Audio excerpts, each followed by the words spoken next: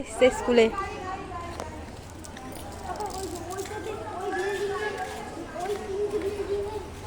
প্রণাম করো। আসো নমোদেব। হ্যাঁ দেখো,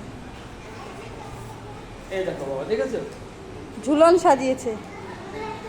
বাবা, গোবিন্দকে নমো দাও। চলো মহাদেবকে প্রণাম করো। নিচে ইয়ে করে প্রণাম করবে। হ্যাঁ, আরে বাবা, এবার রাধা মাধবকে প্রণাম করো। এই যে এখানে রাধা মাধব, এই পাশে বাইরে থেকে করো। ওই পাশে বজরংবলী আছে, প্রণাম করো। এই দেখো রাধা মাধব, বজরংবলীকে প্রণাম করো।